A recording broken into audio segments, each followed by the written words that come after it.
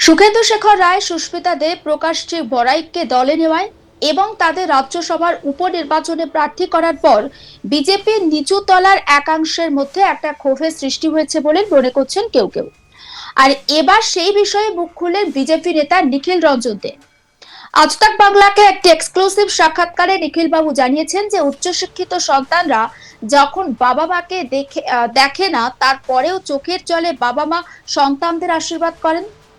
আমরাও যারা পুরনো বিজেপি কর্মী ঠিক সেভাবেই চোখের জলে বিজেপিকে আশীর্বাদ করব, যাতে ভারতীয় জনতা পার্টি আরো 50 বছর রাজত্ব করতে পারে। একবার শোনাই বিজেপি নেতা নিখিল রঞ্জন দে ঠিক কি বলেছেন, তার অভিমানী বক্তব্য। দুপুরবেলা বিজেপিতে জয়েন করলো, এখন আপনাদের রাজ্যসভার সাংসদ হতে চলেছে। তারপর তো তারাই রাজ্যসভার সাংসদ হবে এবং দলের যে পোর্টফোলিও রয়েছে তাতে অনুযায়ী তারা আগের সারিতে থাকবে এবং আপনি প্রাক্তন বিধায়ক হয়ে পিছনের সারিতে চলে যাবেন। হ্যাঁ, দেখুন, আমরা যারা পুরনো কার্যকর্তা আছি তারা আমরা দূর থেকেই দেখব, দূর থেকে আশীর্বাদ করব। মানে যেমন অনেক বাবা মা তার সন্তানকে যখন মানুষ করে, সন্তানকে মানুষ করার পর সেই সন্তান যখন উচ্চশিক্ষিত হয়ে যায়, বড় বড় চাকরি করে, তার বিয়ে শাদী হয়, বিয়ে শাদীর হওয়ার পর যখন বাবা মাকে তারা দেখে না, দূরে ঠেলে ফেলে দেয়, তখন বাবা মা দূর থেকে চোখের জল ফেলে, কিন্তু তাদেরকে আশীর্বাদ করে, কখনো তাদের কোনো খারাপ হোক, অমঙ্গল হোক সেটা চায় না। তো আমরাও দূর থেকে দেখব, চোখের জল ফেলবো, কিন্তু আশীর্বাদ করব যেন ভারতীয় জনতা পার্টি আগামী আরো 50 বছর টিকে থাকে, ভালো থাকে। এই আশীর্বাদটা আমাদের সবসময় থাকবে। আমরা পুরনো কার্যকর্তা হিসাবে আমরা মনে হয় প্রত্যেকেই এই ভাবনাটা নিয়ে থাকি।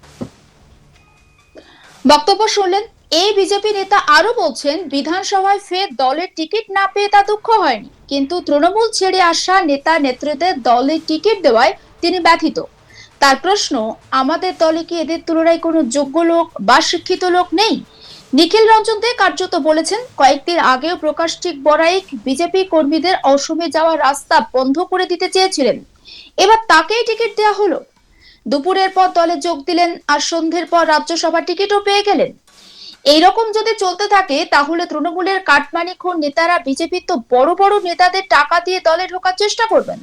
এটা তো তৃণমূলীকরণ হচ্ছে, বিজেপির আদর্শের সঙ্গে তো মানানসই নয়। অন্য রাজনৈতিক দলগুলোর সঙ্গে আমাদের তো একটা পার্থক্য রয়েছে। একবার শোনাবো এই প্রসঙ্গে নিখিল রঞ্জন দের বক্তব্য। দেখুন, এই বিষয়ে আমি আজকেই আমার সকালবেলা সোশ্যাল মিডিয়াতে একটা পোস্ট করেছি যে 30 বছর যাবত আমি ভারতীয় জনতা পার্টির সঙ্গে যুক্ত। আমাকে 2026-এ রানিং এমএলএ থাকা সত্ত্বেও আমাকে দল টিকিট দেয়নি, দলের ব্যাপার, এবং তার জন্য আমার কোনো দুঃখও ছিল না। আমি হাসি মুখে দলের সিদ্ধান্তকে মাথায় পেতে মেনে নিয়ে আমি কিন্তু আমার যিনি প্রার্থী হয়েছিলেন তার হয়ে আমি প্রচার করে গেছি, তার হয়ে মিটিং করেছি, তার হয়ে মিছিল করেছি। কোথাও কোনো জায়গায় আমি বলতে পারবে না কেউ যে তার বিরুদ্ধে একটা শব্দ আমি উচ্চারণ করেছি। কিন্তু সবচেয়ে দুঃখ পেয়েছি গতকালকে যে আমাদের রাজ্য সভাপতি মাননীয় শ্রমিক দা, তিনি ঘোষণা করেছিলেন যে তৃণমূল কংগ্রেস থেকে একজন ব্যক্তিকেও ভারতীয় জনতা পার্টিতে নেওয়া হবে না এবং তার জন্য সমস্ত রকমের দরজা বন্ধ। আমাদের মাননীয় প্রাক্তন রাজ্য সভাপতি রাহুল সিনহা, বর্তমান রাজ্যসভার সাংসদ, তিনি ঘোষণা করেছেন যে বা যারা বিজেপির হয়ে তৃণমূল কংগ্রেসের এই ধরনের লোককে পার্টিতে নেবে, বিজেপির থেকে তাদেরকে বহিষ্কার করা হবে। অথচ আমরা কালকে দেখলাম যে কালকে 3 জন তৃণমূলের সাংসদকে ভারতীয় জনতা পার্টিকে দুপুরবেলা যোগদান করানো হলো, আর সন্ধ্যাবেলা তাদেরকে রাজ্যসভার টিকিট দিয়ে দেওয়া হলো। তো আজকে ভারতীয় জনতা পার্টিতে কি যোগ্য লোকের অভাব পড়ে গেছে? যে ভারতীয় জনতা পার্টিতে কি যোগ্য লোক ছিল না? অনেক ভালো ভালো যোগ্য নেতা নেত্রী ছিল যাদেরকে রাজ্যসভার সাংসদ করা যেত।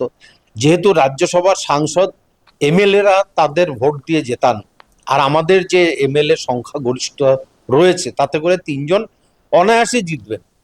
এবং যে কারণের জন্য আজকে কেন্দ্রীয় নেতৃত্ব বা রাজ্য নেতৃত্বরা তাদেরকে নিয়েছেন যে আমাদের সাংসদ তৈরি হবে, রাজ্যসভায় আমাদের ভোটাভুটিতে দরকার হবে, সে আমার বিজেপির কার্যকর্তা হলেও তো আমাদের বিজেপিকেই ভোট দিত।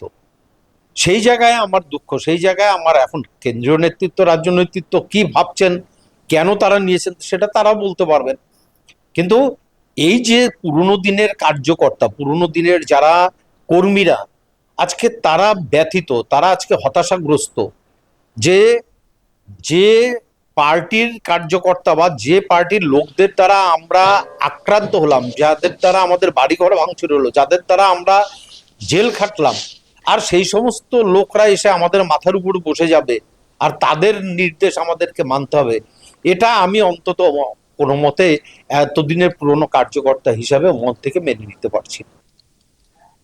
এছাড়াও নিখিল বাবু আরো বলেছেন, তিনি বলছেন যে বিজেপির হয়ে যখন কেউ দাঁড়াতে চাইতো না তখন পুরসভায় প্রতিদ্বন্দ্বিতা করেছি। বিজেপি করার জন্য তৃণমূলের হারমাত্রা কপালে আগ্নেয়াস্ত্র ঠেকিয়েছিল। পুরনো বিজেপি কর্মীদের অমর্যাদা মানব না। পাশাপাশি ফেরহাদ হাকিম, হুমায়ুন কবিরের মতো নেতাকে পুরনো বিজেপি কর্মীরা কখনোই মেনে নিতে পারবে না বলেও মন্তব্য করেছেন তিনি। এ প্রসঙ্গে শুনুন নিখিল রঞ্জনদের বক্তব্য। ফিরহাদ হাকিমের সাথে বর্তমান মুখ্যমন্ত্রী শুভেন্দু অধিকারী একই মঞ্চে দেখা যাচ্ছে। আপনারা যারা বিজেপির মনোভাব বিশ্বাস করেন, বিজেপির নীতিতে বিশ্বাস করেন, শ্যামাপ্রসাদের রাজনীতিতে বিশ্বাস করেন, তারা কি তাদের সাথে এক মঞ্চে থাকতে পারবে? কোনো মতেই সম্ভব না। তার কারণটা হচ্ছে যে এখন শুভেন্দু দা যেহেতু আমাদের রাজ্যের মুখ্যমন্ত্রী, এবার মুখ্যমন্ত্রী হিসাবে বিভিন্ন সময় তাকে বিভিন্ন অনুষ্ঠানে থাকতে হয় এবং সেই সময় বিভিন্ন জায়গার মিটিংগুলোতে, যেমন প্রশাসনিক বহু মিটিংয়ে তিনি বিগত দিনের, বিগত সরকার যা করেছে, যে আমরা যারা বিরোধী দলের এমএলএ ছিলাম, আমাদেরকে কোনো প্রশাসনিক মিটিং বা বৈঠকে ডাকা হতো না, না ডিএম থেকে ডাকা হতো, না মুখ্যমন্ত্রী ডাকতেন। কিন্তু শুভেন্দু দা, আমাদের মাননীয় মুখ্যমন্ত্রী, তিনি পরিষ্কার বলেছেন যে ওরা এই বাছবিচার আমরা করব না, বিরোধী দল হলো তাদেরকে আমরা প্রশাসনিক বৈঠকে ডাকবো। স্বাভাবিকভাবেই সেই সমস্ত বৈঠকগুলোতে ফিরহাদ হাকিম যেহেতু উপস্থিত থাকছেন, সেই জন্য বাধ্য হয়ে তাকেও থাকতে হয়। কিন্তু মন থেকে কোনোভাবেই না তিনি মেনে নিতে পারবেন ফিরহাদ হাকিমের সেই সমস্ত উক্তি, সেই সমস্ত ডায়লগ, না আমরা কোনোদিন মেনে নিতে পারবো যে মিনি পাকিস্তান করে দেওয়ার কথা, ওই হুমায়ুন কবিরের ভাগীরথীর জলে ভাসিয়ে দেওয়ার কথা, এই সমস্ত কথা আমরা কোনোদিন মন থেকে মেনে নিতে পারবো না। তাই ভারতীয় জনতা পার্টির যারা কার্যকর্তারা আছেন, তারা দাঁতে দাঁত চেপে ভারতীয় জনতা পার্টি করছেন এবং আমার দৃঢ় বিশ্বাস আগামী দিনে রাজ্য নেতৃত্ব এবং কেন্দ্রীয় নেতৃত্ব বুঝতে পারবেন যে এই সমস্ত কার্যকর্তাদেরকে বাদ দিয়ে কখনো ভারতীয় জনতা পার্টি চলতে পারে না। সমস্ত আপডেটের জন্য নজর রাখুন আজ তাক বাংলা। সাবস্ক্রাইব করতে ভুলবেন না।